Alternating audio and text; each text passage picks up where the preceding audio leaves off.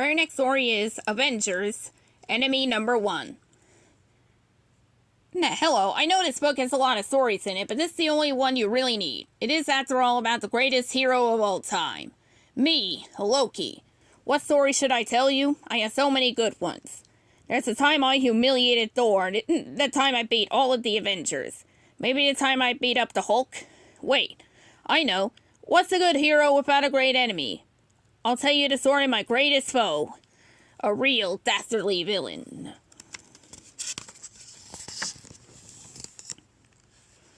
Once upon a time, giant wolves with terrible teeth and claws like knives attacked the lands outside of Asgard. Things had gotten so bad that a group of Asgard's greatest hunters were gathering to go out and hunt the wolves. My brother Thor, being more brave than right, wanted to join them, but I told him he was too young. You're the Prince of Asgard, I told him. You don't need their permission. Let's go together, brother, and win the glory for ourselves. Thor agreed, and so we went. On the way, I had the best idea for a prank. I replaced Thor's sword with a trick sword that would break as soon as he started fighting. The wolves would almost certainly eat him. It should have been a great joke. Then she had to come along and ruin everything. We found this farm girl with long blonde hair fighting the wolves with a stick. Of course, Thor just had to help her.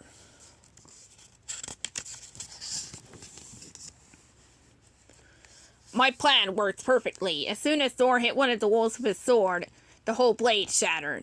He would have been helpless, except here came that girl with her stick. First, she defended him, then they started working together. Thor asked me to help, so I had to pretend. I threw a fireball that went sailing off into the sky, nowhere near the wolves. Imagine my surprise when the hunters from Asgard saw it and came to save us. Oh, joy. I was annoyed, but at least I would never see this farm girl again. Right? Wrong! The next month she shows up in Asgard. It turns out she's actually a lady of Asgard, and as she was such a good fighter, she had decided to come train. Her name was Sif, and she was the worst. To make matters worse, they wouldn't stop talking about her. It was always Sif this, or flowing golden locks that. The only thing more obnoxious than my brother, Thor, is my brother Thor in love. Gross.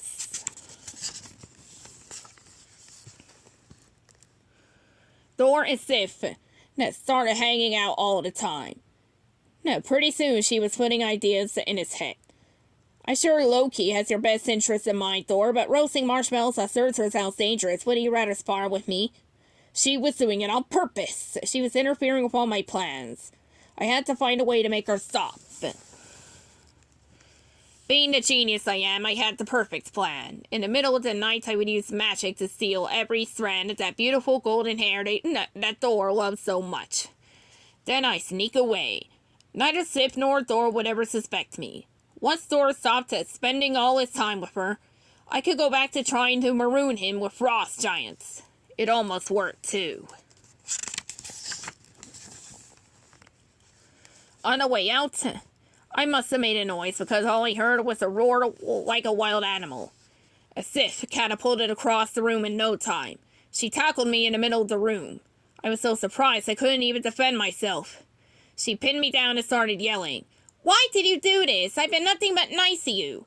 Her voice was ear-splitting. Thor was the first to come running. He tried to save me from the bald attacker, but when he saw that it was Sif, he stopped it. Was he talking? Our mom and dad, Freya and Odin, rushed in next. Sif told them what had happened. I can replace it, I yelled, hoping that would get her off of me. Very well, said Odin. You have one day to replace Sif's hair, or I shall grant her her revenge. Thing is, making something reappear is a lot harder than making it disappear. I didn't know where one could get a head full of hair, so I figured I'd try the dwarves. Let's see, Anita Veller. Dwarves can make anything. They're also very rude. I tried all the top smiths, and they all said they were too busy to work with a trickster. So I took one last shot at the dwarf I knew was the second best smith. At first he refused until I said, "You know, I heard you were the second best smith. I know what that's like. I've been Odin's second best son my whole life. Maybe if we work together we could both be the best today." That got his attention. He started working right away. What do you know it, a few hours later, he had made a crown with a head full of blonde hair. He handed it to me, saying, "All you need to do is place this on their head, and they'll have a full head of blonde hair again. Now about my payment." I didn't say anything about payment. I laughed, snapped my fingers, and disappeared. What a chump. When I got home, I called for a little ceremony so that all the gods could appreciate my genius to see Sif's shiny head. I placed a beautiful crown on Sif's head, saying, "I, Loki, Prince of Asgard and God of Mischief, humbly apologize to you, Lady Sif, for taking your hair. To make amends, I replace it with this finely crafted crown and hair." Unfortunately, the dwarfsmith had a chance at the crown. Knowing that I might betray him, since I had not paid, Sif's golden locks turned raven black. Honestly, I thought she looked better this way. I've always been partial to dark hair. She was not so happy and tried to sap me, but Odin stopped her. "Loki swore he would replace your hair, and he has. There was no promise made about the color of the hair." Odin's voice boomed. She could have stabbed me, but Sif pulled me close and said, "I'll see to it that you're never trusted again. No matter what you do, I'll stop you."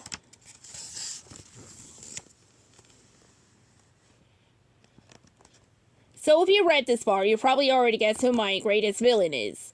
Who did you guess? That's right. It's me. I'm my own worst enemy. I learned that day that if you're going to play pranks, you shouldn't break anything you can't fix. A good trickster always needs to think with 2 steps ahead. I mean, who else could even compare? Sif? Huh. Like I'd be afraid of that grumpy perfectionist door-loving. Whoops! She's right behind me, isn't she? No, I'm in for it. The end.